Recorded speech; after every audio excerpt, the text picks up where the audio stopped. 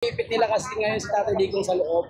Base po sa ating napapanood na live coverage, hindi nila pinapayagan na makapag-explain ng maayos si Tatay Digong. Limitado po yung magsasalita ni Tatay Digong. Kung iko-contempt si Tatay Digong dahil may banta na rin kaya bante, ano po yung magiging action or tugon ng inyong grupo?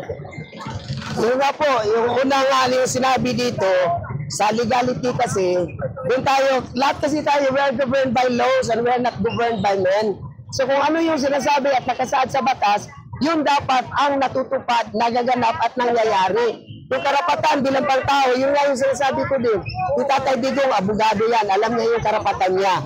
Si VP Sara na iniipit din, alam din niya yung karapatan niya dahil puro mga abogado po yan. Kaya sa usaping legal, yun ang nasasabi natin na with legal mind, alam ko ni Tatay Digong at ni VP Sara yung mga gagawin at patuloy nilang gagawin. Tayo na sumusuporta, nagtatanong kanina na i-disperse po at 1 PM, nagtatanong na papayag ba tayo? Yun nga yung sinagot ko kanina na kung legality, kasi wala tayong permit, magiging illegal talaga. Speaking naman dun, balik dun sa tanong mo na ganun ang gagawin nila, yun ang sinasabi ko, kung ano yung naaayon sa batas, may karapatan, hindi naman ibig sabihin na ganun na, para inaakusa ka. Unless otherwise, it is the court who will give a verdict, you will remain a suspect. So, yung yan, tinitingnan pa yung basihan kung nararapat ba o dapat ba talagang gawin o mangyari na ibidin, na i-contempt nila si Tatay Digong, na iniipit nila. Halos na, nakikita natin ayaw nilang pagsilatain. Ginigipit po, sinisiin yung karapatang pang-tao. Bagamat it is the highest office in our country as the president or the former president. Pero ganun po nga po yung ginagawa nila. Yun yung sinasabi ko kanina pa na may mga problema na dapat atupagin ang bansa. Pero ang ginagawa nila, iniipit nila yung former president and even the incumbent president, pati mga kalyado ng mga Duterte.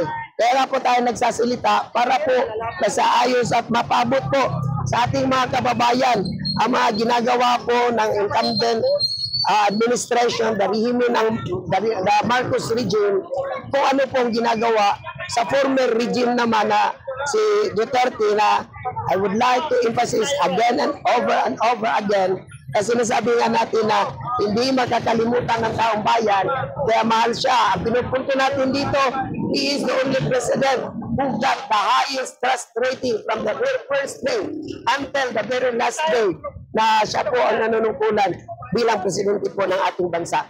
Kaya po sumusuporta ang tao dahil kilala at alam at nararanasan ang panunungkulan, pamamahala na ikanabubuti ng nakakararami kung hindi man po lahat ng mga sambayan ng Pilipinas. Sir, last question sir, ano po yung huling pakiusap niyo po o mensahe para sa mga kongresista ngayon na nakaupo dyan sa platform?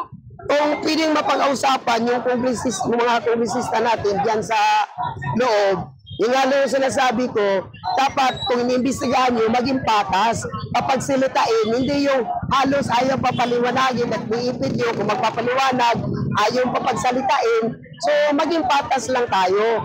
Ang taong bayan, yung sinasabi natin, the government is by the people and for the people.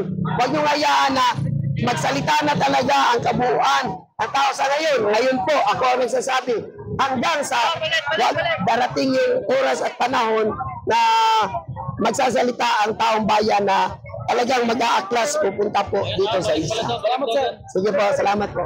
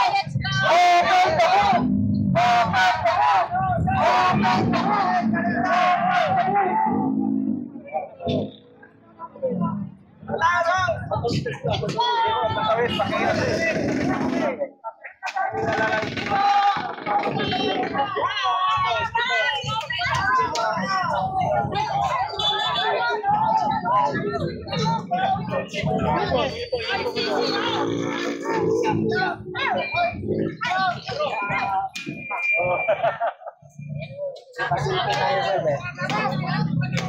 Kuya, kuya.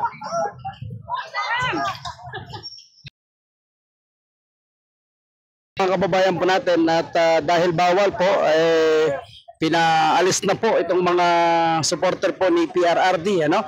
Nananawagan po na umalis po yung ICC. So balik po tayo sa kabila, doon lang po inaalaw na magkaroon po ng isang mapayapang pagrarally po mga kababayan. Kaya